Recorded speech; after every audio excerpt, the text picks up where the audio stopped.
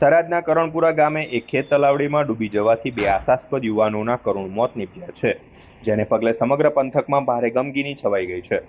મળતી વિગતો મુજબ કરણપુરા ગામે એક ખેડૂતના ખેતરમાં મજૂરી કામ કરતા કેટલાક શ્રમિકો 28 મેની રાત્રે આશરે 10 વાગ્યાના સુમારે ખેત તલાવડીની પાળ પર બેસીને નાહી રહ્યા હતા. આ દરમિયાન અચાનક એક યુવકનો પગ લપસી જતા તે તલાવડીના ઊંડા પાણીમાં ગરકાવ થઈ ગયો હતો.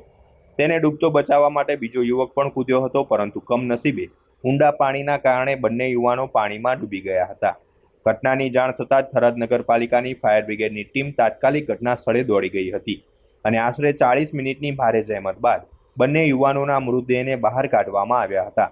તલાવડીમાંથી બહાર કાઢ્યા બાદ બંને મૃતદેહોને પોસ્ટમોર્ટમ અર્થે થરાદની સરકારી હોસ્પિટલ ખાતે ખસેડવામાં આવ્યા હતા, જ્યાં પીએમ થયા બાદ આક્રંદ કરતા શ્રમિક પરિવારો મૃતદેહોને લઈને પોતાના વતન રવાના થયા હતા. આ કરુણ દુર્ઘટનાએ મજૂર પરિવારના માળા પીંખી નાખ્યા છે. કોલ મળેલ કે થરાદ તાલુકાના કરણપુરા ગામે ખેત તલાવડીમાં બે વ્યક્તિ ડૂબી ગયેલ છે. ઘટના સ્થળે પહોંચી શોધખોળ હાથ ધરેલી. 40 મિનિટની શોધખોળ બાદ બે વ્યક્તિની ડેડ બોડી બહાર નીકળેલી. વ્યક્તિ ખેતરમાં ખેતમજૂરી કરતા હોવાનું જાણવા મળેલું.